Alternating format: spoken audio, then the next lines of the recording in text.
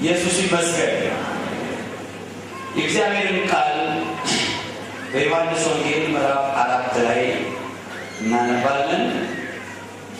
የዮሐንስ ወንጌል ምዕራፍ 4 ቁጥር 21 እስከ 24 ድረስ አነባለሁ በጌታ በኢየሱስ ስም። የዮሐንስ ወንጌል ምዕራፍ 4 ከቁጥር 21 እስከ 24። ኢየሱስም እንዲህ አላት፣ አንቺ ሴት እመኚ፣ በዚህ ተራራ ወይም በኢየሩሳሌም ለአብ የማትሰግዱበት ጊዜ ይመጣል። እናንተስ ለማታውቁት ትሰግዳላችሁ። እኛ መዳን ከአይሁድ ነውና ለምናውቀው እንሰግዳለን። ነገር ግን በእውነት የሚሰግዱ ለአብ በመንፈስና በእውነት የሚሰግዱበት ጊዜ ይመጣል፣ አሁንም ሆኗል። አብ ሊሰግዱለት እንደነዚህ ያሉትን ይሻልና። እግዚአብሔር መንፈስ ነው፣ የሚሰግዱለትም በመንፈስና በእውነት ሊሰግዱለት ያስፈልጋቸዋል። እግዚአብሔር ይባረክ። እዚህ ቦታ ሁላችንም ለአምልኮ ነው የተሰበሰብነው፣ እግዚአብሔርን ለማምለክ ነው።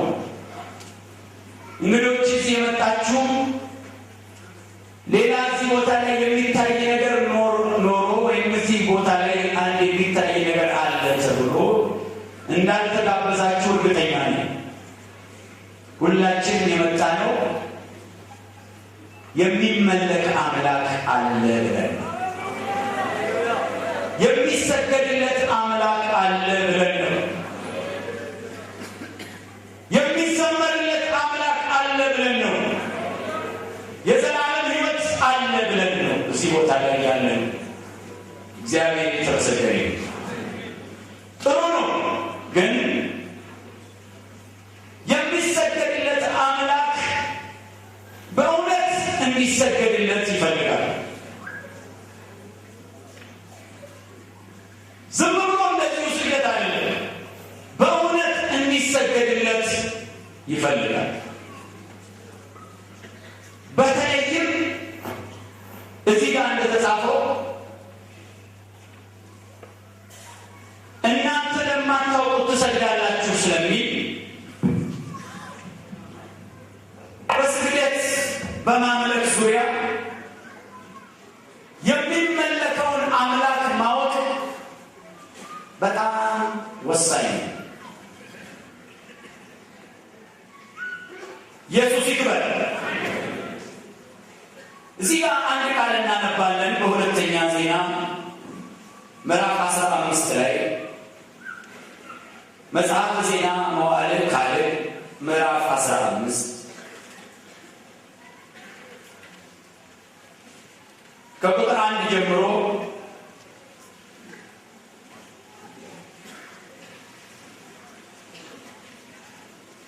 እስከ 4 ድረስ አነባለሁ። የእግዚአብሔር መንፈስ በዖዴድ ልጅ በአዛርያስ ላይ ሆነ። አሳንም ሊገናኘው ወጣ፣ እንዲህም አለው፣ አሳ ይሁዳና ብንያም ሁሉ ሆይ ስሙኝ። እናንተ ከእግዚአብሔር ጋር ስትሆኑ እርሱ ከእናንተ ጋር ነው። ብትፈልጉትም ይገኝላችኋል፣ ብትተዉት ግን ይተዋችኋል። እስራኤል ብዙ ዘመን እዚህ ጋር ነው አሁን እንድናተኮር የሚያስፈልገው። እስራኤል ብዙ ዘመን ያለ እውነተኛ አምላክ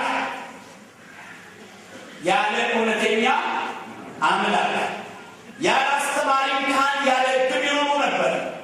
በመከራቸው ወደ እስራኤል አምላክ ወደ እግዚአብሔር ተመልሰው በፈለጉት ጊዜ አገኙት። በዚያም ዘመን ለሚወጣውና ለሚገባው ሰላም አልነበረም።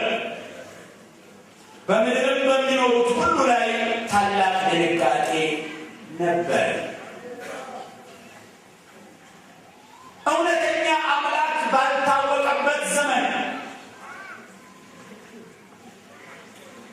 እውነተኛ አምላክ ባልተመለከበት ዘመን እስራኤል ሰላም አጥቶ ታውቆ መውጣቱን መግባቱን በድንጋጤና በችግር በሐዘን ውስጥ እንደነበረ የእግዚአብሔር ቃል ያመለክታል። ብዙ ሰዎች ዛሬ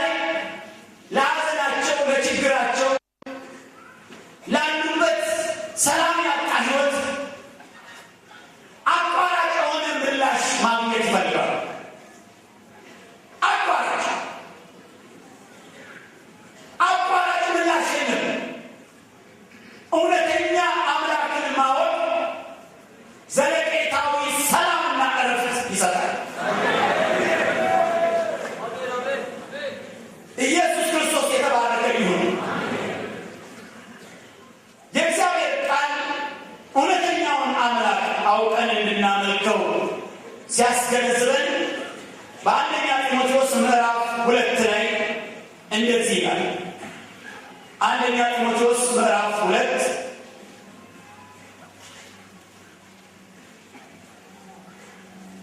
ቁጥር 3 ላይ አነባለሁ። አንደኛ ጢሞቴዎስ ምዕራፍ 2 ቁጥር 3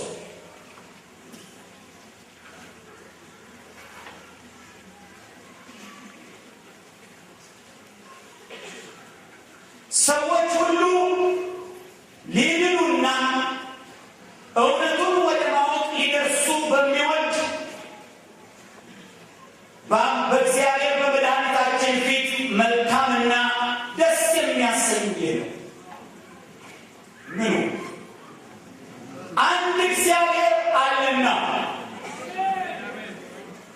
አንድ እግዚአብሔር አለና። እንግዶች ስሙኝ፣ ሌሎቻችሁም ስሙኝ፣ በማስተዋል እንስማ። ዛሬ የሰላማችን ቀን፣ ዛሬ የመዳናችን ቀን፣ ዛሬ የፈውሳችን ቀን፣ ዛሬ ስር ነቀል ከምድር ሰብስቦ እግዚአብሔር ልክ እንደሚነቀል ዛፍ ሰማያዊ ሕይወት ውስጥ ሊያስገባን ቀናችን። እውነቱን አውቀን እንድናመልከው ይወዳል። አለባብሶ አይዛ ውስጥ አትግባ አትግቢ ዝም ብለሽ ብቻ አንቂ የሚል ድብቅ እግዚአብሔር፣ ስውር እግዚአብሔር አይደለም። እግዚአብሔር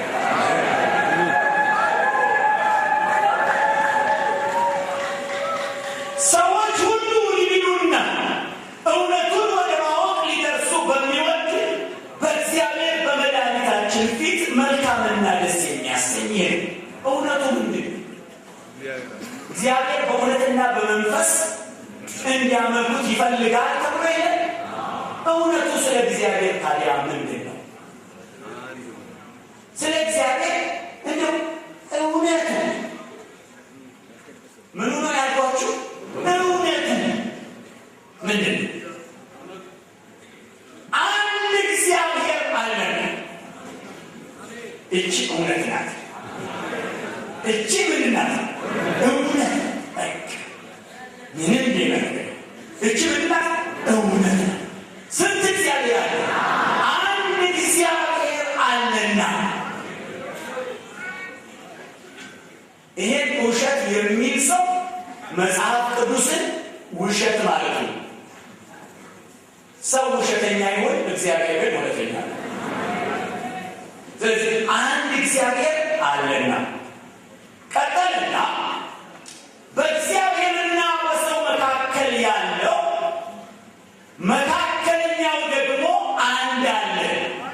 አንድ አለ፣ ሌላ ደግሞ አንድ አለ። አይወጣም። የእውነት አምላክ እዚህ ስላለ እውነቷን እንዲህ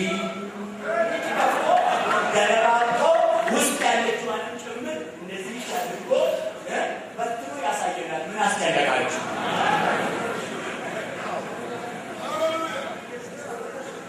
አንድ እግዚአብሔር ግን እንዳለ ወቁልኝ። መጀመሪያ እንተማመን አለ። እውነት ላይ እውነት ስለ እግዚአብሔር እውነት ከተፈለገ አንድ እግዚአብሔር አለ።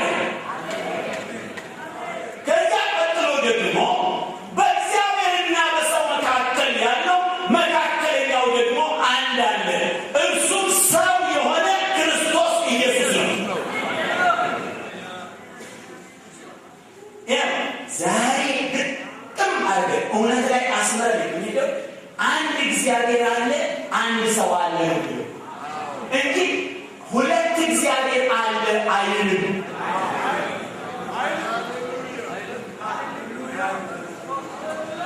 አንድ እግዚአብሔር አለ። በዚህ አንድ በሚባለው እግዚአብሔርና በሰው ልጆች መካከል አንድ የገባ ነው። አንድ የገባ ነገር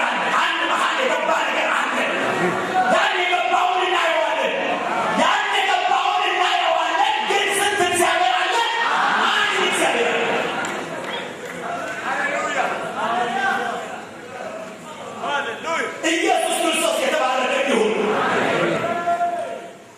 ሌላ ቃል እናነባለን። ይህንኑ የሚመስል እናነባለን። የዮሐንስ ወንጌል ምዕራፍ 17 የዮሐንስ ወንጌል ምዕራፍ 17 ቁጥር 3 ላይ የዮሐንስ ወንጌል ምዕራፍ 17 ቁጥር 3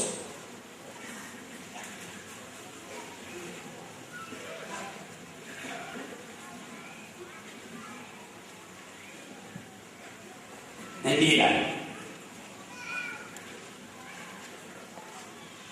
እውነተኛ አምላክ ብቻ የሆንህ አንተ ያው ብቻ ብቻ ብቻ እንኳን ያላችሁ አልሰማችሁም? እንኳን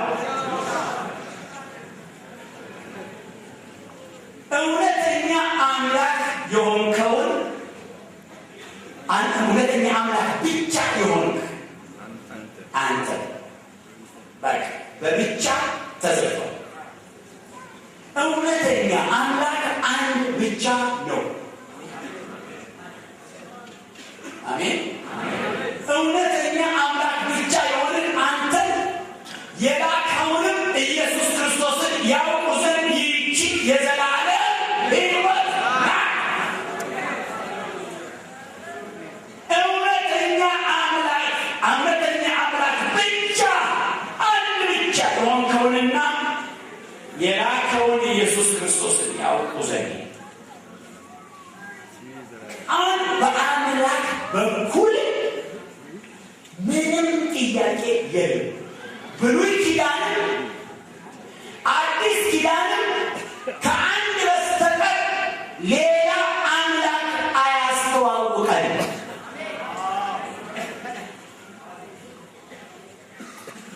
ሃሌሉያ ሃሌሉያ። የእግዚአብሔር ቃል በዘዳግም ምዕራፍ 6 ቁጥር 4 ላይ እስራኤል ሆይ ስማ፣ ጌታ አምላካችን አንድ ጌታ ይላል። አንድ ብቻ ነው። ብቻ ብቻ ብቻ ነው። ብቻ እስቲ ብቻ ላይ ብቻ ድንኳን ብቻ ውስጥ ብቻ አንድ ብቻ። ጌታ ኢየሱስ ክርስቶስ ወደዚህ ዓለም ሲመጣ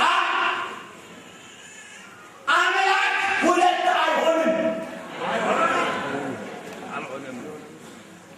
ጌታ ኢየሱስ ወደዚህ ዓለም ሲመጣ የዛሬ 2000 ዓመት አንድ አምላክ ሆኖ ሲኖር የነበረ አምላክ ሁለት አይሆንም።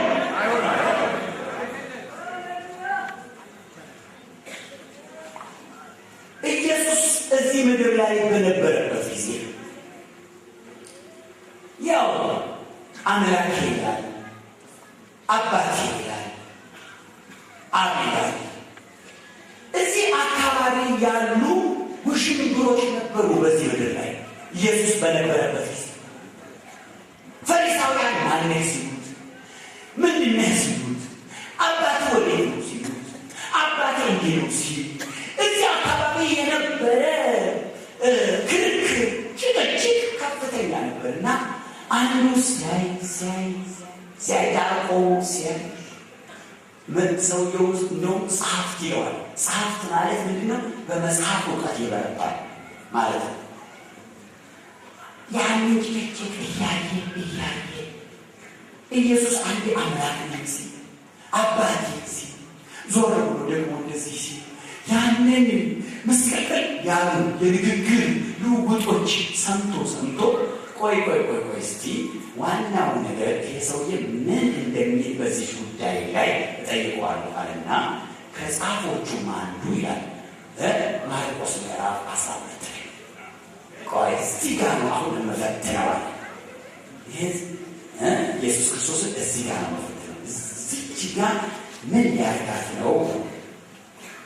በማርቆስ ወንጌል ምዕራፍ 12 ላይ ቁጥር 28 ጀምሮ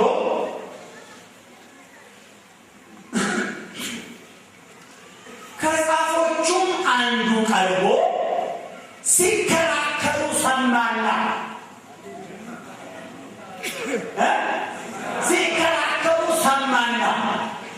ያ የንግግር ጭቅጭቅ ሰማና እስቲ ቆይ ብሎ ገባ። ጸሐፊ ነው። ዛሬ በዘመኑ ሰዎች እንደሚሉት ቴዎሎጂያን ሰማና ጠጋ ብሎ እንዲህ አለ፣ ከሁሉ ፊተኛይቱ ትእዛዝ ማናቸይቱ ናት ብሎ ጠየቀ። እስቲ ከሁሉ ፊተኛይቱ ትእዛዝ ማናቸይቱ ናት አለ። ለምን? ፊተኛይቱ ትእዛዝ እስራኤሎች ስማ ጌታ አምላካችን አንድ ጌታ ነው የሚል ስለነበረ በብሉይ ኪዳን እሷን ደምስሶ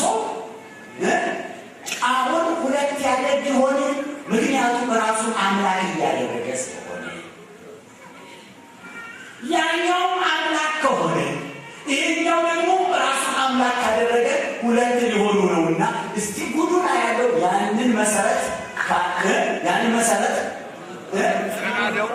ከቃልና ካፈረሰ እዚች ጋር ነው የሚይዘው አለና ለመሆኑ ከትእዛዛቱ ፊተኛይቱ ማንኛይቱ ናት አታለ። እሱማ እስራኤሎች ስማ ጌታ አምላካችን አንድ ጌታ ነው አለ። መልካም ገባኝ ያለ መጽሐፍ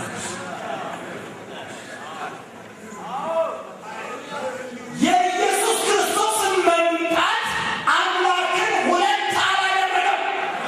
የፊተኛይቱን ትእዛዝ አልሻረም። የፊተኛይቱ ትእዛዝ እንዳለች ናት። እስራኤሎች ስማ ጌታ አምላካችን አንድ ጌታ ነው።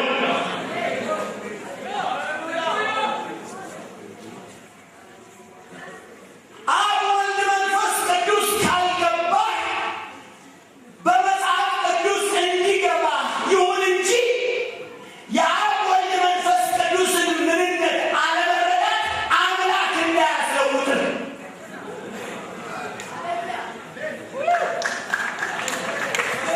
የአብ የወልድ የመንፈስ ቅዱስን ምንነት አለመረዳት አምላክን ብዙ እንዳያደርግብን አምላክ እንደሆነ አንድ ብቻ አንድ ነው፣ አንድ ብቻ ሆኖ ይኖራል።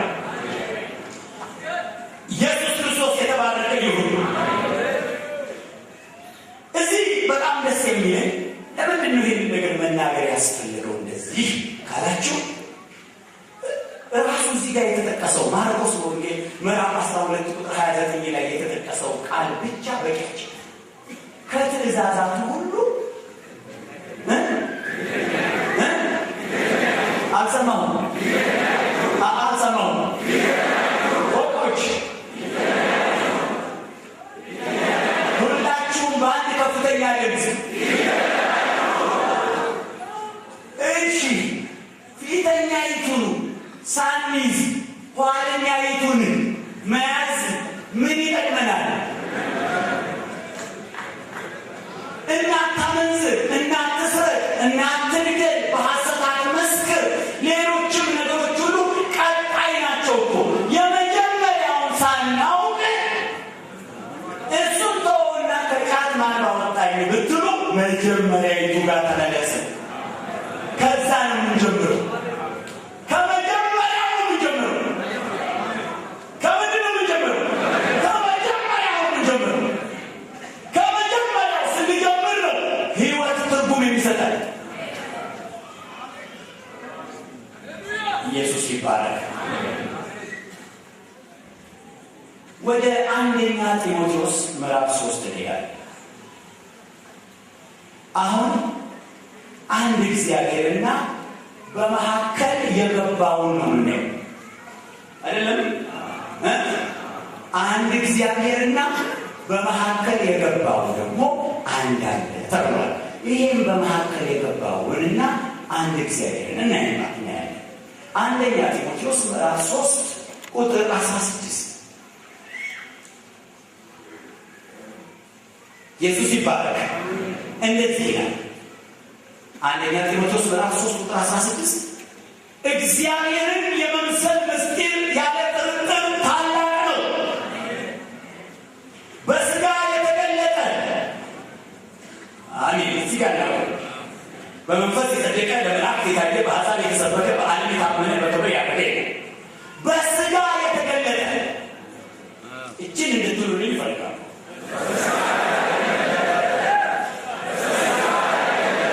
አሁንም ላስቸግር፣ ድምፃችሁን ከፍ አድርጉ። እግዚአብሔርን የብሉይ ኪዳኑ እግዚአብሔር ወደ አዲስ ኪዳን ሲሸጋገር ወደ በአዲስ ኪዳን ሲመጣ መሀል የገባ አንድ ነገር አለ።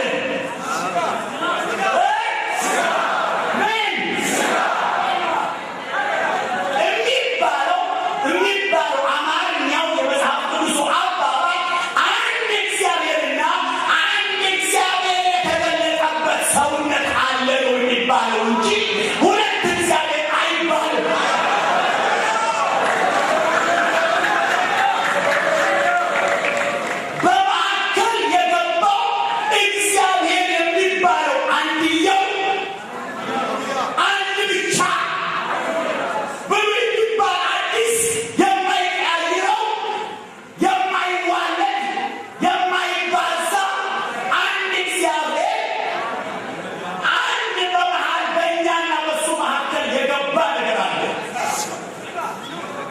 የሥጋ ሰውነት ነው። ስለዚህ መጽሐፍ ቅዱሳችን እነዚህ ሁለት ነገሮች በትክክል እንድናውቅ እና እንድናመልከው ነው የሚፈልገው። ምን አንድ እግዚአብሔር አለና አንድ እግዚአብሔር አለ ብለን ብቻ ዝም ብለን ቁጭ ካልን አደጋውን ነግራችሁ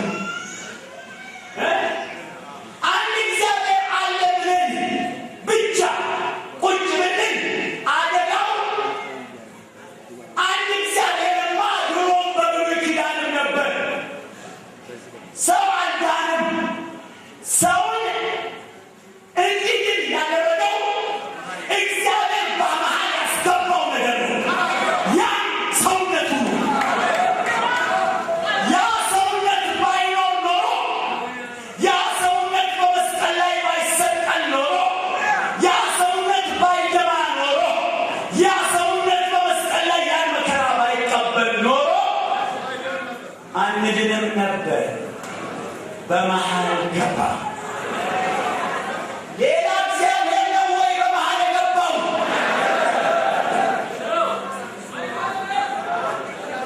የሥጋ ሰውነት በሉስ ድገሙት። ጮክ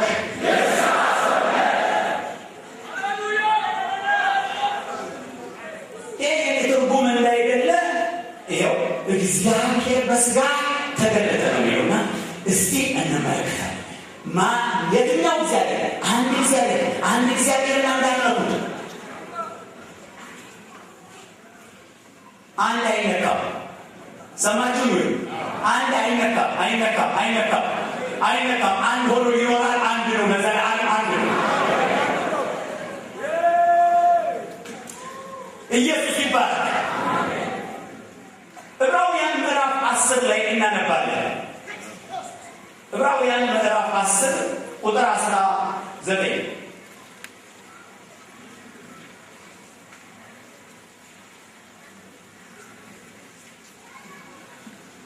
ምዕራፍ 10 ቁጥር 19 ዕብራውያን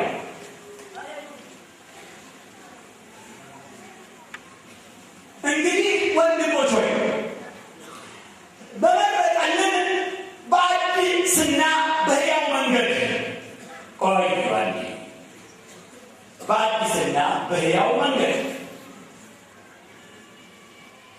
እስቲ ይሄንን ስታስቡ መንገድ ሲባል ይሄ አሁን እኛ የመጣንበት ጎፋ መብራት ኃይል ምን ፒያሳ ፒያሳ የሚያስኬደው መርካቶ የሚያስኬደው አስፋልት ወይ ኮረኮች መንገድ አይነት ነው። መንገድ የሚለው የህይወት መንገድ መሄጃ ማለት መድረሻ ማለት ነው። ምን አዲስ ነው አለ ምን አዲስና ደግሞ ያው መንገድ ነው። መንገድ ማለት ምንድን ነው? ረጅም የምንደርስበት ማለት አይደለም። መቼም ባየር ሄዳችሁ ያሳዱባችሁ ማለት ነው። በምንድን ነው ምትሄዱ? በመንገድ ነው ምትሄዱ። ወደ እግዚአብሔር ለመሄድ አንድ አዲስና ሕያው የሆነ መንገድ ተመረቀ። በመቀስ እንዲቀጭ ተደርጎ አይደለም። ተመረቀ። አንድ መንገድ ተመረቀ፣ ተከፈለ። ሕጋዊ መንገድ ሆነ። ሃሌሉያ።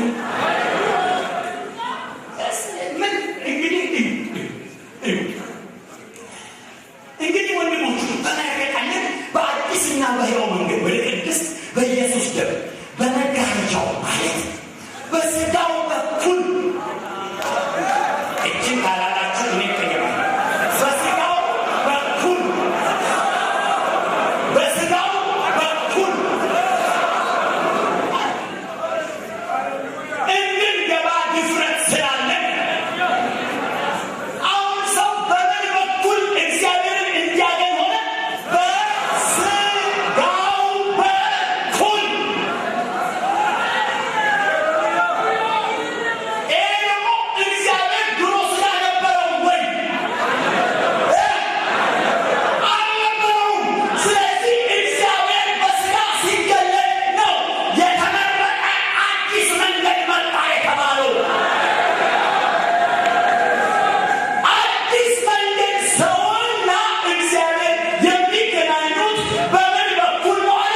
በስጋው ሰውነት በኩል። ድሮ በብሉይ ኪዳን እግዚአብሔር ወደ ተራራ ይወርዳል፣ ተራራው ይጨሳል፣ አለቱ ይቀልጣል። ሰው እግዚአብሔርን አያይም። እሳት አይቶ ጉል ይሸሻል። ሰውን አላቀረበውም። ምን አደረገው? አሸሸው። እሳቱ ሲነድ፣ አለቱ ሲቀልጥ ሰው እንዳለ ሙሴ እዚህ ሰፈር እንዳይለንበት ብሎ አሁን ግን ምን አደረገ? እግዚአብሔር በስጋ ተገለጠና አሁን ምን አለ? በመረቀልን በአዲስና በሕያው መንገድ ቆይ ወደ ቅድስት እንድንገባ ድፍረት። ያኔ ሽሽት ነበር። አሁንስ ምን ድፍረት?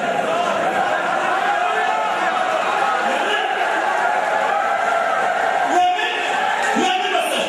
እንዲህ ያለው የሚቃጠል እሳት የሚነድ ሌላ ነገር መብቀል መጓጓል የምድር መናወጥ ሳይሆን አሁን አንድ የለሰለሰ አፍንጫና ዓይን ያለው በመካከላችን ዱብ ብሎ እግዚአብሔርን ይዞ መጣ።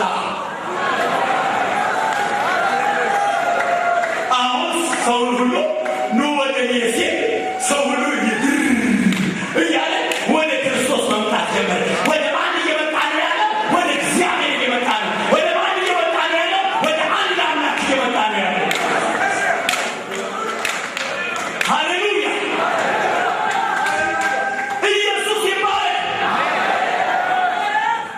ስለዚህ ምን አለ መጽሐፍ ቅዱሳችን? በስጋው ሰውነት በኩል በመጋረጃው ማለት በስጋው በኩል እንድንገባ ድፍረት ስላለ የዮሐንስ ወንጌል ምዕራፍ 14 ቁጥር 6 ላይ ምን አለ? የዮሐንስ ወንጌል ምዕራፍ 14 ቁጥር 6 ላይ ኢየሱስ ምን አለ? እኔ መንገድ እውነትን ሕይወትን ነኝ፣ በእኔ በኩል ካልሆነ በስተቀር ወደ አብ የሚመጣ ማንም የለም። በዚህ ሰውነት በኩል ነው አብን የምታገኙት እንጂ ከዚህ ሰውነት ውጭ አብን አታገኙትም አለ። መሀል ማን ገባ? ሰውነት ገባ። ስለዚህ አንድ እግዚአብሔር አለና በሰውና በእግዚአብሔር መካከል ደግሞ አንድ አለ፣ ሌላ አምላክ አለ። ምን አለ? አንድ ሰው አለ፣ አንድ ሰውነት አለ፣ የስጋ ሰውነት አለ። አንድ እግዚአብሔርና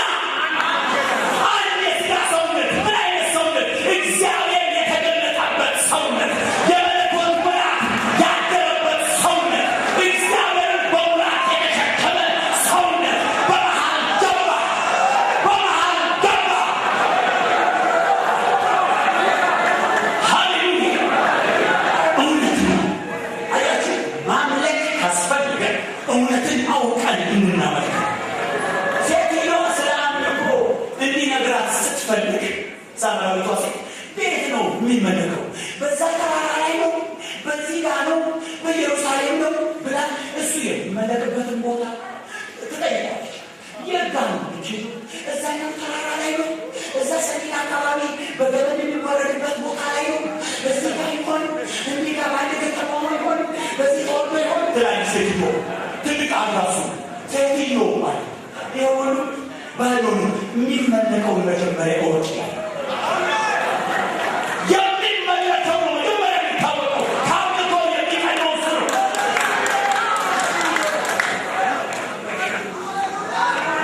ሃሌሉያ! ኢየሱስ ክርስቶስ ይባረክ። ወይኔ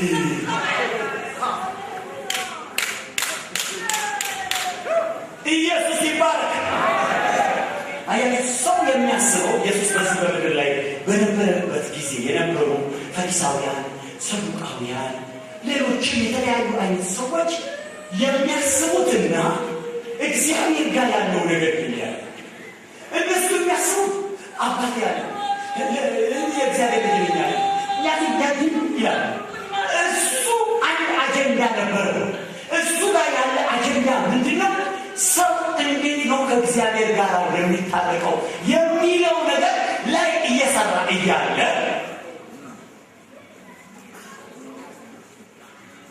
ወይ እንዴት አድርጌ ላስረዳችሁ መሰለኝ። አሁን አንድ ትልቅ ስራ አንድ ህንፃ እየተሰራ እያለ ሰው ሁሉ እየተባረረ ሳለ እየተሰራ ያቀጠቀማል ስማል ናዛ እየተሳተፉ ያሉ ሰዎች አሉ። ይላል ሰው መቅብራችሁ ማለት ያለበት ነገር ነው ተብሎ ታስቦ እዛ ነገር እየተደረገ ያለ እዛ እንደዛ አይነት ስራ እየተከናወነ ያለ አትነካካ አንተ በቃ ተው በዛ እና እንደዛ እያለ እዚህ ጋር ሰዎች ተሰብስበው ያ ሰውዬ የሚመጣበት ምስማር ከመርካቱ ከሁሴን ቤት ነው የተነሳው ወይስ ከአብደላ ቤት ነው የተነሳው? አይደለም ከአብደላ ቤት ከሁሴን ብሎ ቢከራከሩ ሁለቱ ትልቅ ስራ እየተሰራ ይዛል። እነሱ ምስማር የተሰራበት ቦታ ላይ ገና ድርግር እንትን ይላል። እግዚአብሔር ሰዎችን በአዳም ውድቀት ምክንያት ገደል የገባውን በሰይጣን እጅ የተቆለፈበትን ወህኒ የገባውን ሰው የሰው ልጅ ለማውጣት ሰውነት ለብሶ ስጋ ለብሶ ቱታ ለብሶ በምት ሰዎችን ቱታ ለብሶ ማንነቱን አጥፍቶ ለዛ ስራ በሚመቸው መልኩ ለዛ ስራ ሰው ከሲኦል ለማውጣት ሰው ከገሃነም አፍ ለማውጣት ሰው ከዲያብሎስ መንጋጋ ለማውጣት ራሱን አመቻችቶ ዓለምን ስጋ መልበስ ከፈለገ ዝሆን መስሎ ከተመቸው ሰውን ከሲኦል ለማውጣት ዝሆን መሆን የሚመቸው ከሆነ አላደረገም እንጂ ምን ሆኖ ነው የመጣው? ሰው መሆንና እንደዛ አይነት ሰውነት መልበስ ይመችኛል ብሎ ሲሰራ እነሱ ገና የማለት ነው ምናምን ብሎ ይጠይቃሉ። ስራ ላይ ምናምን ሰውዬው አንተንና እኔ ከዲያብሎስ እጅ ለማውጣት ስራ እየሰራ ነው። ግን ማነው እሱ? አንድ አምላክ በስጋ ተገልጦ በዚህ በምድር ላይ ተመላልሶ ስሙ የዘላለም የማዳን ስሙ መንጠልቀው አንተንና እኔ ከሲኦል መዞ የሚያወጣበት መንጠልቀው ኢየሱስ የሚባል ስም ይዞ ነው የመጣው።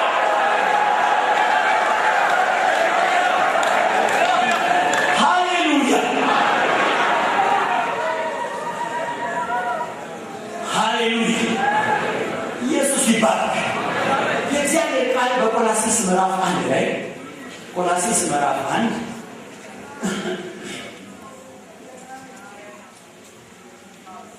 ቆላስይስ ምዕራፍ 1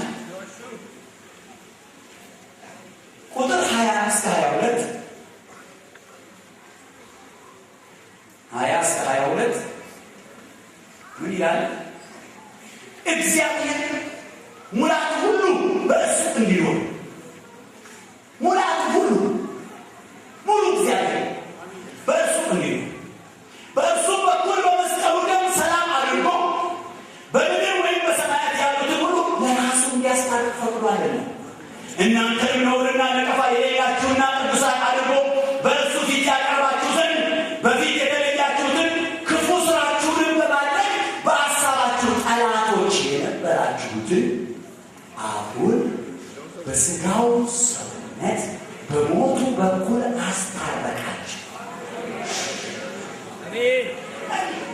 በምኑ በሥጋው ሰውነት በሞቱ በኩል አስታረቀ።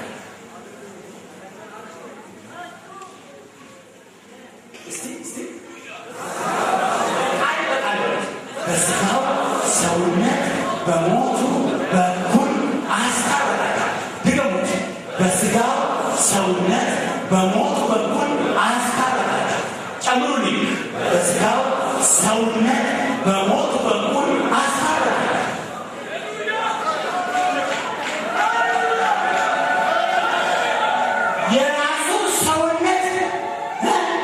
የራሱ ሰውነት በመስቀል ላይ አሳልፎ ሰጥቶ ታረቃችሁ።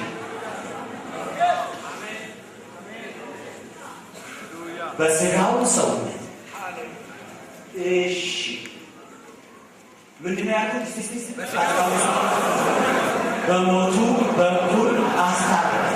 እንደገና ሰውነት በሞቱ በኩል አስታረቃችሁ። እሺ፣ ይዛችኋል? ይሄንን ሮሜ ጋር እንሂድ።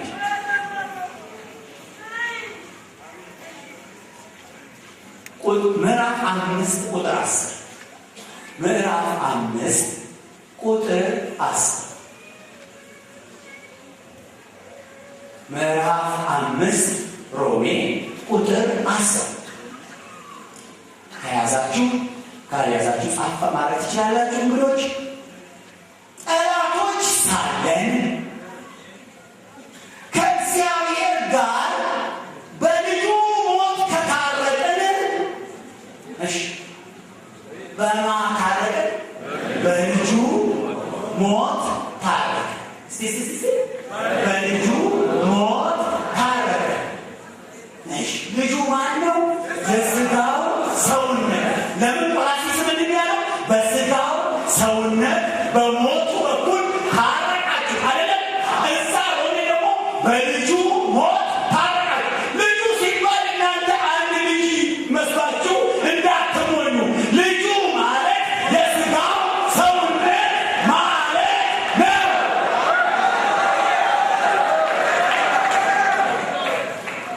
ልጁ ብሎ የለም እንዴ? አባቴ ብሎ የለም እንዴ? አባትና ልጅ እኛና ልጆቻችን እንደምንሆነው እያሰብን ነው። ኢየሱስ ክርስቶስ ወይም እግዚአብሔር ልጁ የሚባልለት ማን ነው? የራሱ የሥጋው ሰውነት ምን ይባላል? ልጁ ይባላል። ምን ይባላል? ልጁ ይባላል። ስለዚህ ልጁ ከአንዱ እግዚአብሔር ውጭ ያለ አንድ ኳስ የሚጫወት ወይም ከሌላ ባህር ዳር አካባቢ የሚመላለስ ማለት ሳይሆን የአንዱ እግዚአብሔር የገዛ ሰውነቱ ልጁ ይባላል።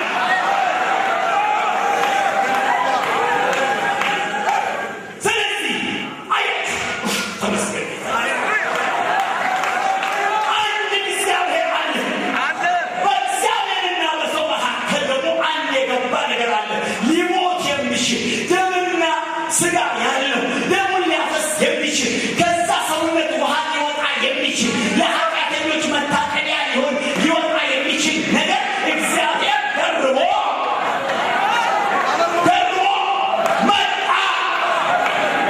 ያ ነው መሀል ገባ የሚባልበት እንጂ ሌላ እግዚአብሔር አይደለም። የለም።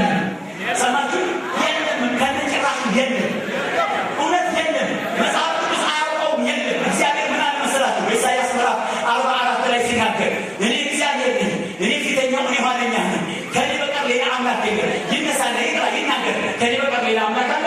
ማንንም አላለም። እሱም አያውቀውን አንተም አትወቅ። ስንት አምላክ አለ? ሌላስ ምን ታውቃለህ? ሌላስ ምን ታውቃለህ? ከአምላክ ጋር ሌላ ምን ታውቃለህ? እሱ የተገለጠበት ሰውነት።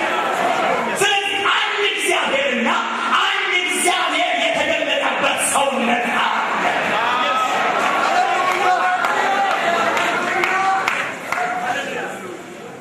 እሺ እንግዲህ ቆላስይስ ምን አለ? በሥጋው ሰውነት አለ። አሁን ቆላስይስ ጋር እንሄዳለን። አሁን ቆላስይስ ጋር እንሄዳለን። ምዕራፍ 2 እና ሌላ ቦታ ደግሞ እንሄዳለን። አይዟችሁ ይግባችሁ። አሁን ለመንፈስ ቅዱስ ምናምን እንደዚህ በምናምን ሶስት አይደለም። እሱ ተውት፣ እሱ ተውት፣ እሱ ተውት፣ እሱ ተፈተውት። እሺ እዚህ ጋር ነው እዚህ መጽሐፍ ቅዱስ ጋር ነው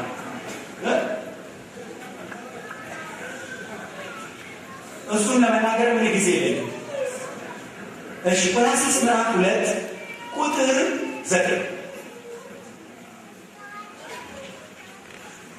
ከቁጥር 8 ሁለቱን ነበር እንደ ክርስቶስ ትምህርት ሳይሆን እንደ ሰው ወግና እንደ ዓለማዊ እንደ መጀመሪያ ትምህርት ባለ በፍልስፍና በከንቱ መታለል ማንም እንዳያማርካችሁ ተጠበቁ። በእርሱ የመለኮት ሙላት ሁሉ በሰውነት ተገልጦ ይኖራል።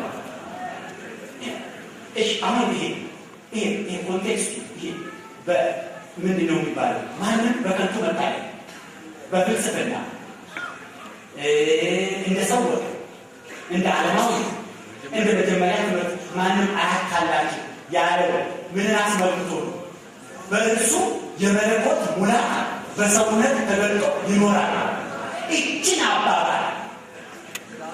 አባባል በእርሱ የመለኮት ሙላት ሁሉ በሰውነቱ ተገልጦ ይኖራል የምትለዋን ሰማያዊ ስተትነት ሰማያዊ ንግግር ማንም ወይ በፍልስፍና ወይ በቴዎሎጂ ወይ በምናምን እንዳያስታችሁ ተጠንቀቁ።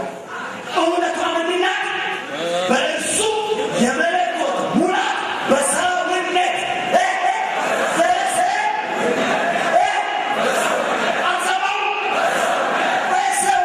ተገልጦ ይኖራል። እዚች ጋር ያለችዋን ተጨባጭ እውነት መለኮት የሚባል አምላክ የሚባለው አምላክ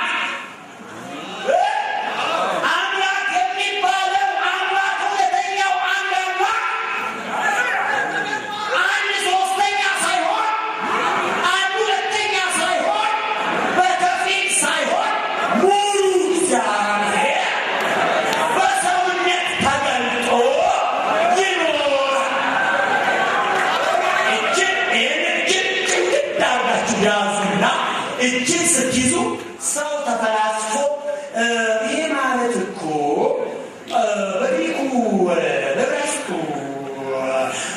ቀደሙ ትርጉም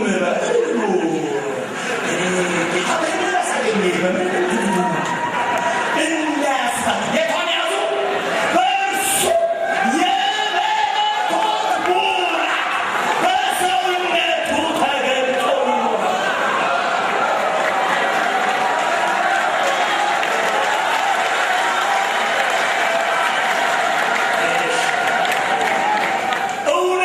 ይሄ ነው ወይ ስህተቱ ነው? ይሄ ግን አንድ ፈላስፋ የሃይማኖት ፈላስፋ ይህንን ምንድን ነው የሚለው? ስህተት ነው የሚለው ወይ ምን ሊለው ይችላል? በኩረ ጽሑፉ ላይ ማንትሱ ላይ ሊለው ይችላል። አንድ በዚህ ማለት እኮ ይላል በእንግሊዝኛው ይላል በምኑ ይላል እንግሊዝኛ የለ አማርኛ ትግርኛ ወላይትኛ የለ በእሱ የመለኮት ሙላት በሰውነት ተገልጦ እግዚአብሔር በሙላት የተገለጠበት ሰው ነው። በሌላ አባባል ምን ይባላል? ልጁ። በሌላ አባባል ክርስቶስ ተገናኝቷል።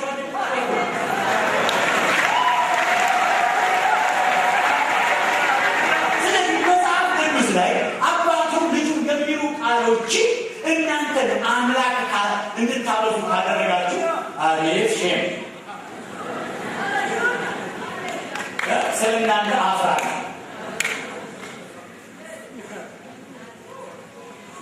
ሰማችሁ? አብ ማለት አንዱ አምላክ ነው።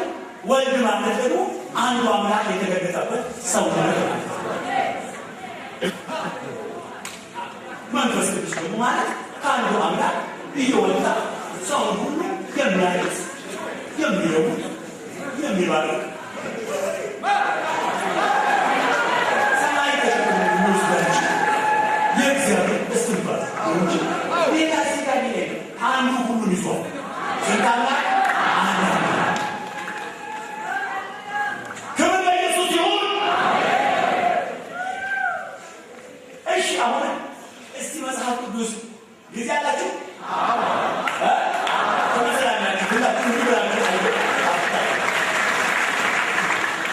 እግዚአብሔር ያክብራችሁ። አንደኛ ቆሮንቶስ ምዕራፍ 8 እናያለን። አንደኛ ቆሮንቶስ ምዕራፍ 8 ለውጤ ሁለት አምላክ ሁለት የሚል አምላክ መጽሐፍ ቅዱስ ውስጥ አለ።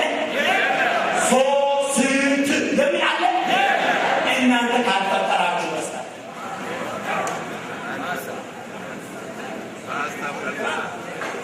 የፈጠረኩትን ሳይሆን እናንተ የፈጠራችሁት ካልሆነ በስተቀር ሁለት የሚል አለ። ቃላት ከቃላት ጋር አገናኝታችሁ ዶሮ ስበሳ ጣዖት ሲሰራ ምንድን ነው የሚደረገው? ድንጋይ ከድንጋይ ጋር ያጋጥሙታል። ወርቅን በለው ያፈሱበታል።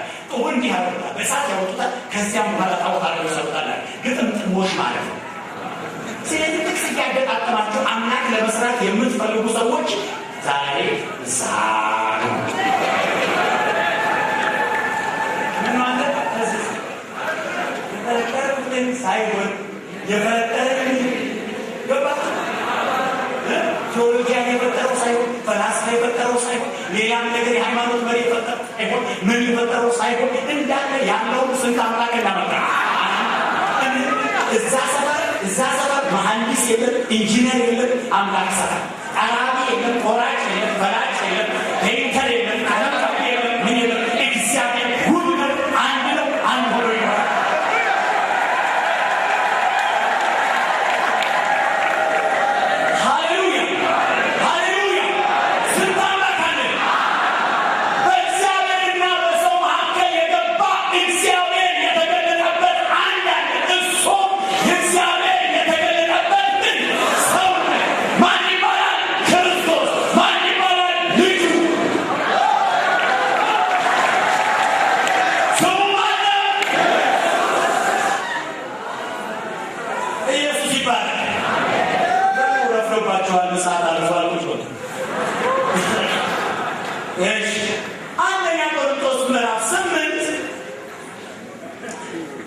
አንደኛ ቆሮንቶስ ምዕራፍ 8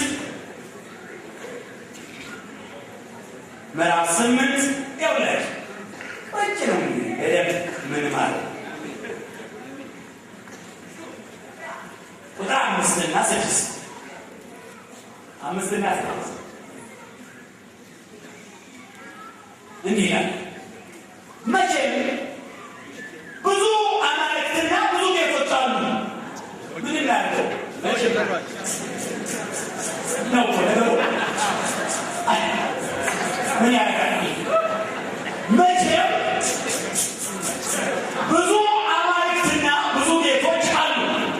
ነገር ግን በሰማይ ሆነ በምድርም ሆነ አማልክት የተባሉ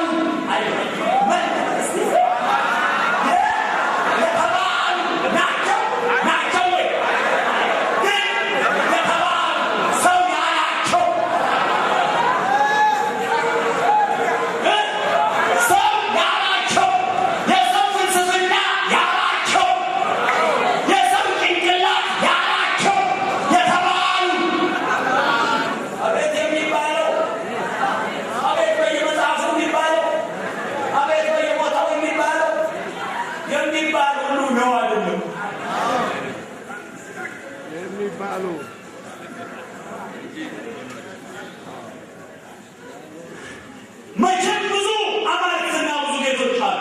ነገር ግን በሰማይ ሆነ በምድር ሆነ አማልክት የተባሉ ምንም ቢኖሩ የኖሩ እንደሆነ ዝም ብለን እንቀላቀል እንዴ?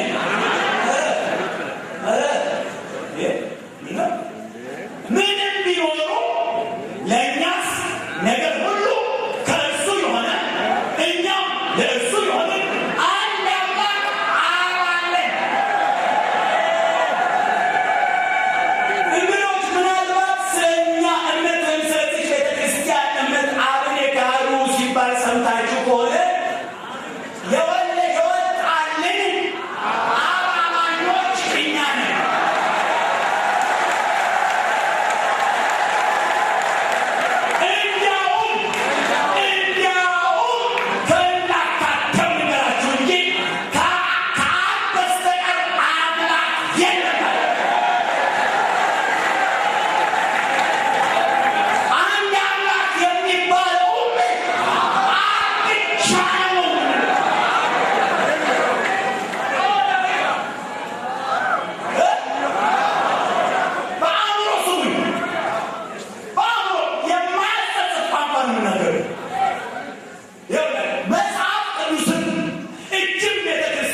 የምትለው ከበስተቀር አምላክ የለም።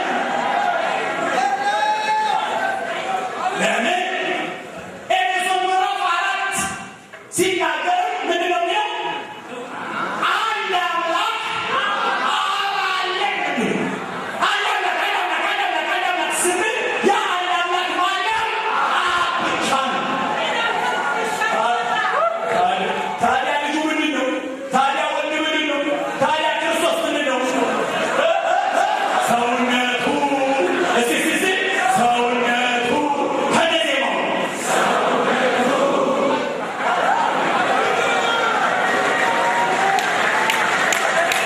ሃሌሉያ። ስለዚህ እዚህ ጋር ምን አለ? አሁን ወደ ቆሮንቶስ እንመለስና ለእኛስ ነገር ሁሉ ከእርሱ የሆነ እኛም ለእርሱ የሆነ አንድ አምላክ አብ አለን። ነገር ሁሉ በእርሱ በኩል የሆነ አዎና በምን በኩል? በእርሱ በኩል ሁሉን ነገር ያለው በሰውነት ታረቀን፣ በሰውነት ሞተልን፣ በስጋው እንዲህ አደረገን፣ በስጋው ደሙን አፈሰሰ፣ በስጋው አለቀሰልን፣ በስጋው ጸለየልን፣ በስጋው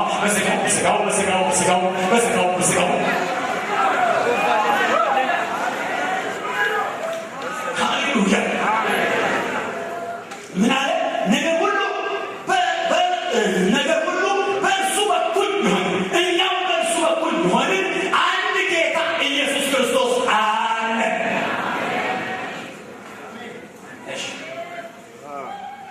አንድ አምላክ አብ አለን።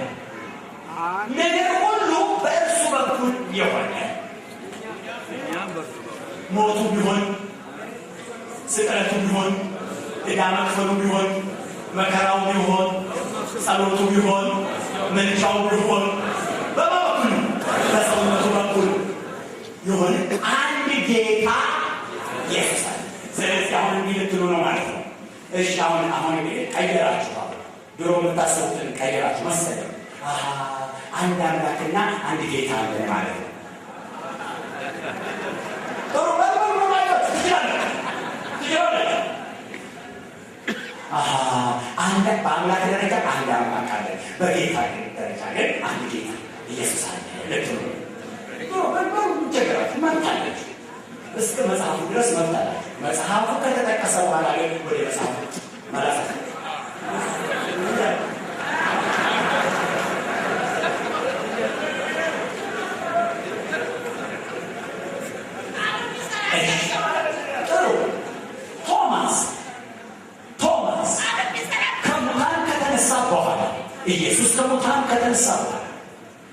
ኢየሱስ ከሙታን ከተነሳ በኋላ እኔ እጄን በጎኑ እጆችን በእጆቹ ካላደረኩ በስተቀር አላምንም ማለት ሲያይ ምን አለ?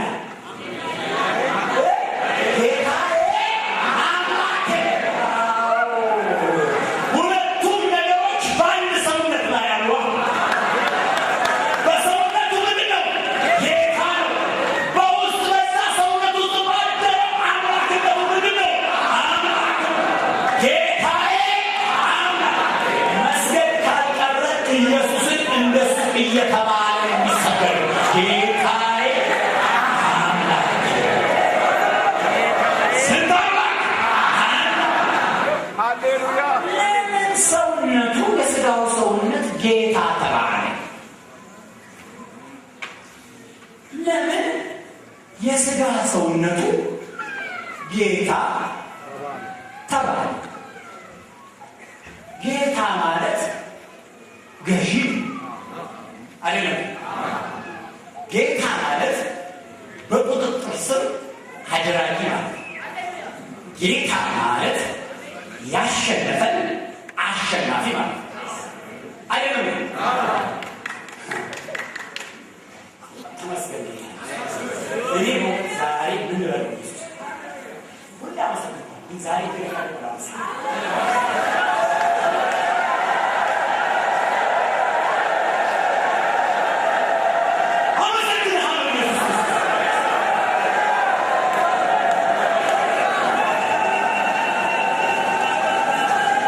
ለምን ወንድሞች ነው ይዛኔ መቻል ታውቁሽ እንግዲህ ታውቁ አትጨም ጌታ ይስጣችሁ መቀመጫችሁን ያስይዝናል ይው ጌታ ይተዋል ጌታ ሆኖ ላይ ያንን የሰለጠነው ሲያደግ የገዛን ሲገዛ ጌታ ሰይጣን ኃይል የዲያብሎስን ኃይል የሥጋን ኃይል የኃጢአትን ኃይል ቀንበሮች ሁሉ ካሉበት ቦታ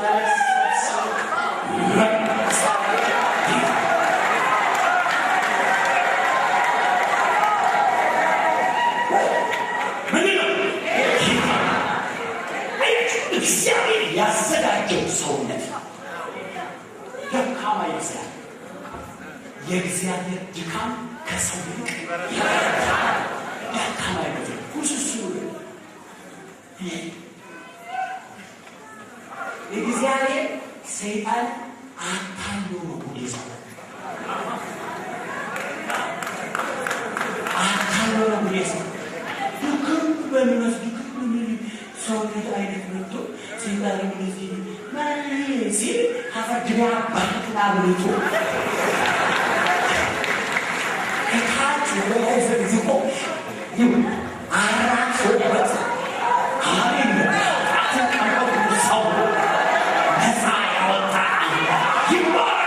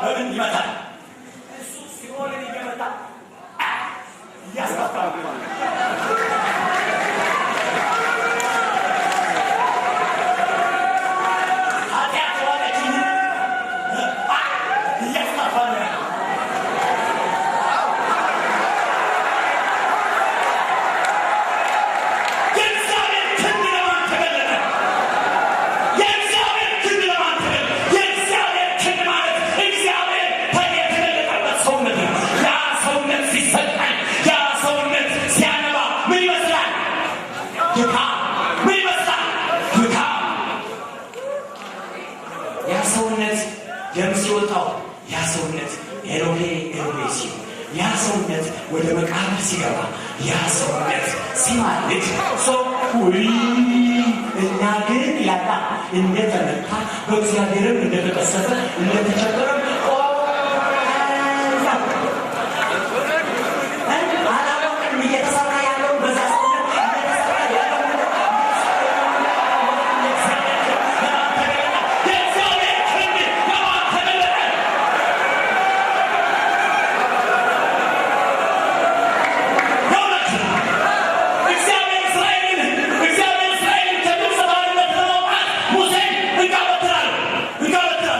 Hey, it's in the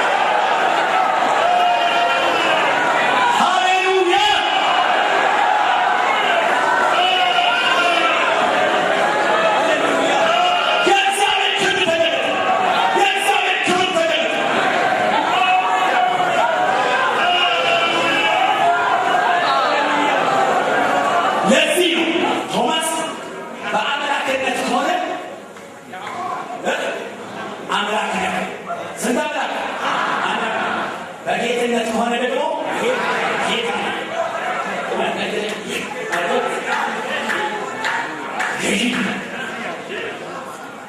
የጌቶች ጌታ በአምላክነት ከሆነ ደግሞ ምንነት አምላክ ስሙማን እንደዚህ ካመለክ አይቀር አሪያቶ ካመለክ አይቀር ግዳው ሰማይ ካመለክ አይቀር እንደዚህ ኢየሱስን አንዱ አምላክ በስጋ የተገለጠ አምላክነትንና ጌትነትን የጨበጠ ብቻውን በዙፋኑ ላይ ያለ የሚመጣ የሚፈርድ የሚነግስ ነው ብለን አምነን ካመለከው አይቀር አምልከው ካመለከው አይቀር እንደሱ አምልከው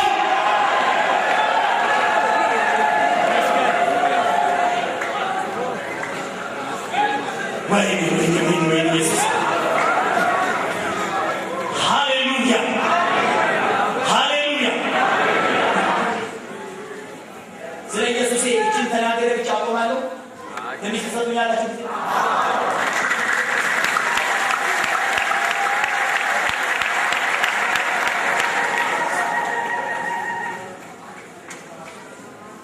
አያችሁ። ይህንን ካለ እግዚአብሔር በስጋ ተገለጠ ካለ ይሄ ስጋ የሚባል ነገር አደገኛ ነው። ይሄ እግዚአብሔር የተገለጠበት ስጋ ማለት ቀላል ነገር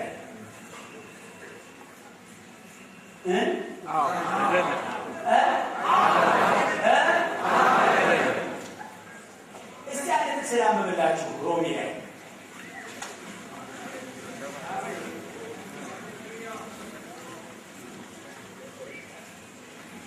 ሮሜ ምዕራፍ 8 ላይ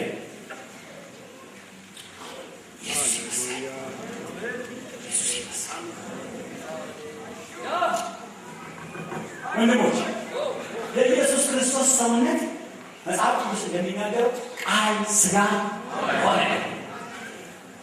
ተራ ሰውነት አለ። ተራ ሰውነት አለ።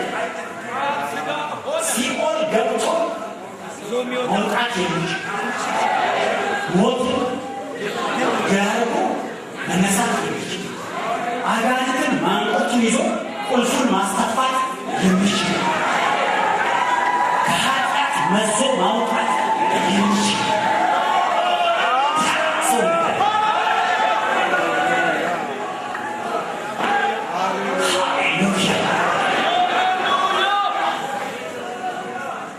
ሃሌሉያ። ምን ያለው ምዕራፍ 8 ላይ ቁጥር 3 ላይ ከሥጋ የተነሳ ስለደከመ ለሕግ ያልተቻለውን እግዚአብሔር የገዛ ልጁን በኃጢአተኛ ሥጋ ምሳሌ በኃጢአት ምክንያት ልኮ አድርጓል። ቆይ ተሳቀጥ አለዘ የገዛ ልጁን በኃጢአተኛ ሥጋ ምሳሌ በኃጢአት ምክንያት ልኮ አድርጓል። እንደ መንፈስ ፈቃድ እንጂ እንደ ሥጋ ፈቃድ በማንመላለስ በእኛ የሕግ ትእዛዝ ይፈጸም ዘንድ ኃጢአትን በሥጋ ኮነነ። ኃጢአትን በሥጋ ኮነነ። ኮነነ ማለት ኮንዴም አደረገ፣ ፈረደበት፣ ገዛው። ኃጢአትን ፈረደበት። ማንም ይላል ከጨዋታ ውጭ በምን በሥጋ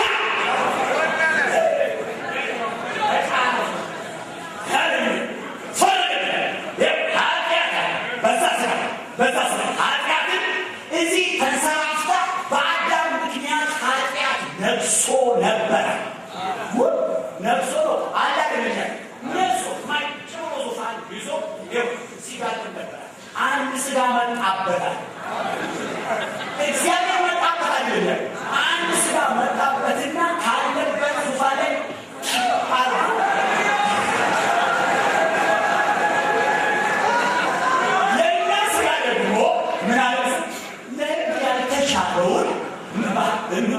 ከሥጋ የተነሳ ስለደከመ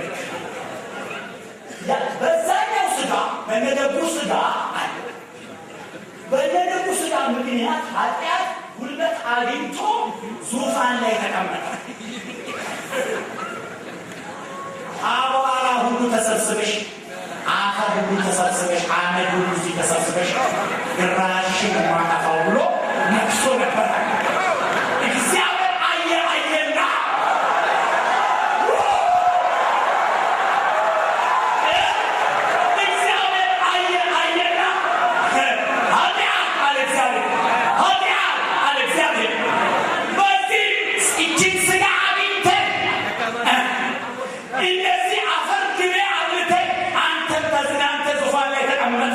መጣሁን የቃሌን ስራ አድርጌ ነው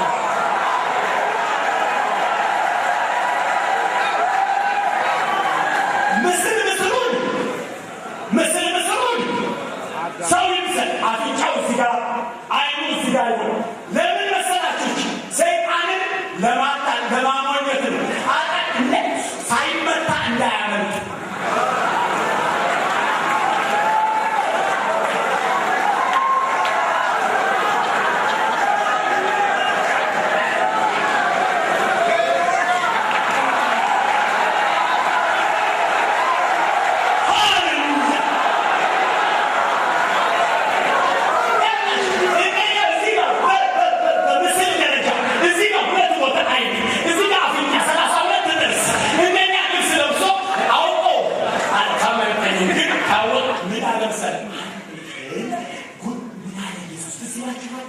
ብዙ ጊዜ ሲናገር እንዳይገልጡትን ከለከላቸው። ስራዬን ሳልሰራ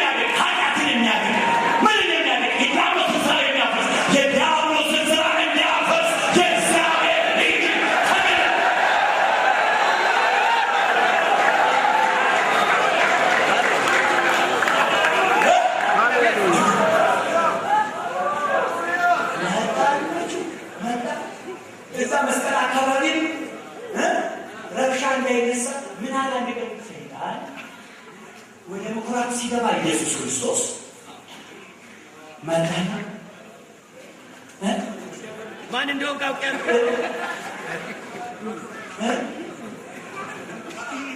ወይኔ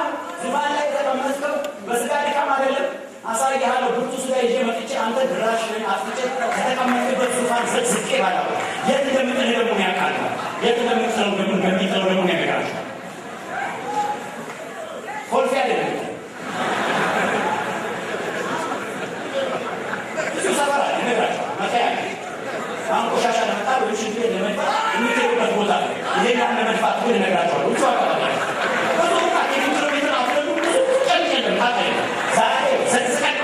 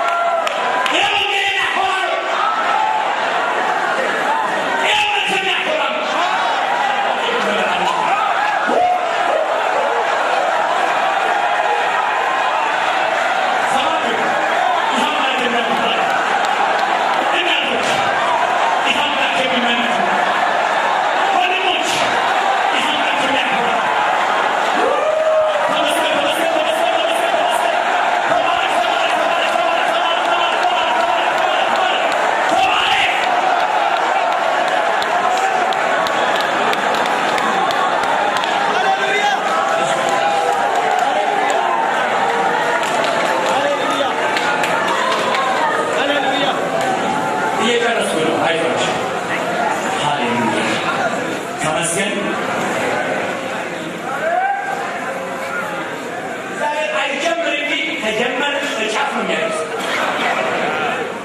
መሀል አያውቀውም። በስጋ ተገለጠ አይደለም። አሁን ደግሞ አንድ ነገር አደረገ። እኛ ነጋግን ሊወርገን እዚህ እግዚአብሔር ቃልና ከዚሁ ጋር የተገናኘ አየው። አንደኛ ቆሮንቶስ ምዕራፍ 15 ጋር አንደኛ ቆሮንቶስ ምዕራፍ 15 እንግዶች እየገባችሁ እንደሆነ አስባለሁ። እንዲሁ በመንፈስ መቼም ሰይጣንን ስንረዳ አላያችሁም። ሰይጣንን ለምነካችሁ ካላችሁ እንደነዛ ሌሎናችን ለምነካችሁ እንዳሉትና በሩጡ እንዳሉት እንደማትሉ ወረደኛ ምን ይላል? አንደኛ ቆሮንቶስ ምዕራፍ 15 ቁጥር 45 እንዲህም ደግሞ ፊተኛው ሰው አዳም ሕያው ነፍስ ሆነ ተብሎ ተጽፏል። ኋለኛው አዳም ኢየሱስ ሕይወትን የሚሰጥ መንፈስ ሆነ። ነገር ግን አስቀድሞ ፍጥረታዊው ቀጥሎ መንፈሳዊው ነው እንጂ መንፈሳዊው መጀመሪያ አይደለም። የፊተኛው ሰው መሬታዊ ነው፣ ከአፈር እጅናት አይደለም። ሰይጣንም ሆነ ኃጢአት ጉልበት ያገኙበት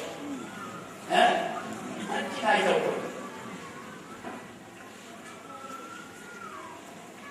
የፊተኛው ሰው መሬታዊ፣ ሁለተኛው ሰው ከሰማይ መሬታዊ እንደሆነ መሬታውያን የሆኑት ደግሞ እንዲሁ ናቸው። ሰማያዊው እንደሆነ ሰማያውያን የሆኑት ደግሞ እንዲሁ ናቸው። የዚያንም የመሬታዊውን መልክ እንደለበስን የሰማያዊውን መልክ ደግሞ እንለብሳለን። ነገር ግን ወንድሞች ይህን እላለሁ፣ ሥጋና ደም የእግዚአብሔርን መንግሥት ሊወርሱ አይችሉም። የሚበሰብሰው የማይበሰብሰው አይወርስም። ኢየሱስ ይባረክ። ከምን የተነሳ ነው ድካሙ? ሰው ከሥጋ። አሁን ሁለት ነገር ሊሆንላቸው አይሳለም። ኃጢአት አይደለም አሁን ዙፋን ላይ የተቀመጠው በምን ምክንያት? ኢየሱስ ሲመጣ ደግሞ ጌትነትን ለማሳየት ሥጋን ጭምር ከኃጢአት ለመሻር ተመስገን። ኢየሱስ በምን ሰውነት መጣ? በአዲስ ሰማያዊ ሰውነት መጣ። ይሄኛውማ በዚህ አይነት ሰውነት ማግባታ ያው ግን ሰማያዊ ሰውነት ቃል ሥጋ ሆነ። ያን ሰውነት ይዞ መጣና የሚገርሙ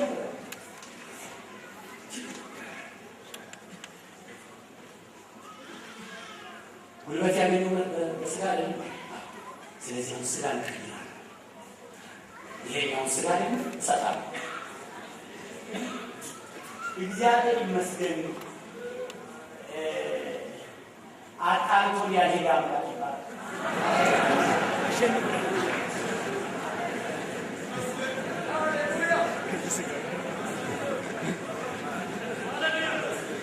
ምን ለማለት ፈልጌ መሰለህ?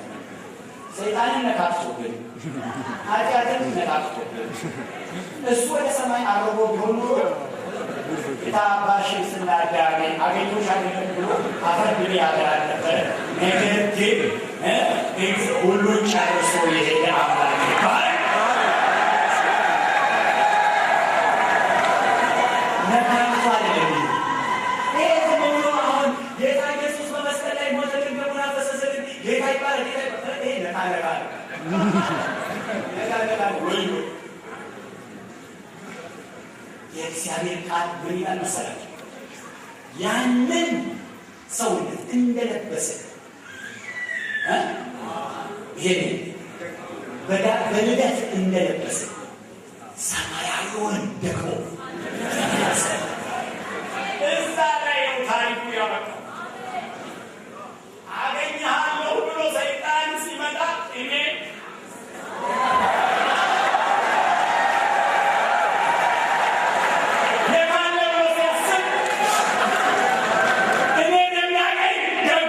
አሁን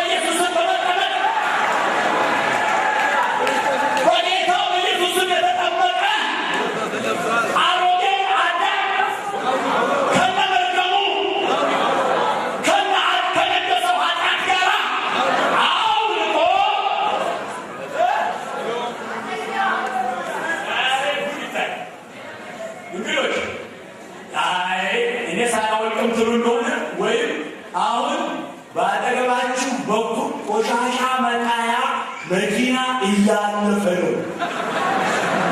ምናልባት በዘመናችሁ ጠቅላላ ሁለተኛ በሰፈራችሁ ላይ መጣ ይችላልና በጊዜ አሮጌው አዳም በጌታ በኢየሱስ ስም ጥምቀት አውቁና እዛ ጉድጓድ ውስጥ አንድ ጥላችሁ ኢየሱስን ለብሳችሁ የእግዚአብሔር ልጅ ሆናችሁ በእልልታ ወደ ቤታችሁ ተመለሱ።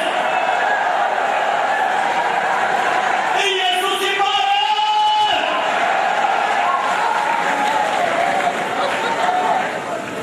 ተመስገን። ኢየሱስ ይመስገን። እንግዶች ትሰሙኛላችሁ? አበዛሁባችሁ። ከኢየሱስ በቀር አምላክ አብ ወልድ መንፈስ ቅዱስ የሚለው ድንብርብር አያርጋችሁ። አምላክ አንድ ነው፣ እሱ አብ ብቻ። ያ አብ ግን በሰውነት ተገለጠ። በሰውነት ሲገለጥ ልጅ ተባለ፣ ክርስቶስ ተባለ። ሌላ አንጃ ግራንጃ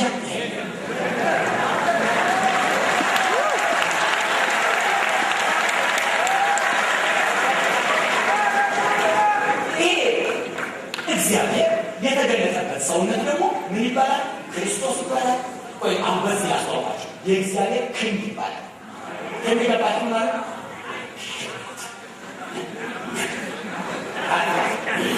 አንተ ስጋ ያንን የምታስገባኝ ስጋ ዛሬ በዚህ በእግዚአብሔር ክንድ ስር በጌታ በኢየሱስ ስም ባህል ውስጥ እጥልሃለሁ። ምን ይላል የእግዚአብሔር ቃል? ሚክያስ ምዕራፍ 7 ላይ እንዳንተ መሐሪና ቸር ማን አለ? ኃጢአትን ይቅር የሚል በደልን ይቅር የሚል መተላለፍና በደልን ሁሉ ይቅር የሚል አመፅን ሁሉ ይቅር የሚል ኃጢአታችንን በባህሩ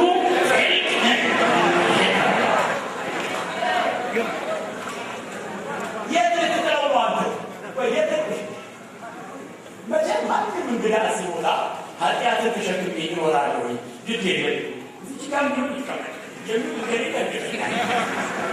መጣያ ያጣ አሎ መጣያ ያጣ እንግዳ ቆሻሻ የቆሻሻው መኪና በዚህ እያለፈ ነው። መጣያ ያጣ እንግዳ በጌታ በኢየሱስም ስትጠመቅ የአዳም መርገም ከነ ኃጢአቱ ከነ እርግማኑ ከነ ስጋ ሰውነት በሙሉ ይቀበልሃል። ሃሌሉያ። ዛሬ እንግዲህ ካመን አይቀር እንግዶች ይህንን አንድ አምላክ በስጋ የተገለጠ ነው። ስሙ ኢየሱስ የሆነው አምነ የእሱ ልጅ ለመሆን ዳግም ለመወለድ ከዚህኛው ከበስባሽና መርገም ከሞላበት ሰውነት ተላቀን ከሲኦል ተከፍተን ክርስቶስን ለብሰን አዲስ ፍጥረት ለመሆን በኢየሱስ ክርስቶስ መጠመቅ ያስፈልጋል። እዚህ ውስጥ የሌላችሁ ዛሬ ግን እዚህ ትልቅ የከበረ ምስጢርና እውነት ውስጥ እኔ ገብቼ በእውነትና በመንፈስ ላመልከው እፈልጋለሁ የምትሉ እንግዶች ቶሎ ወደዚህ መምጣት ይችላል።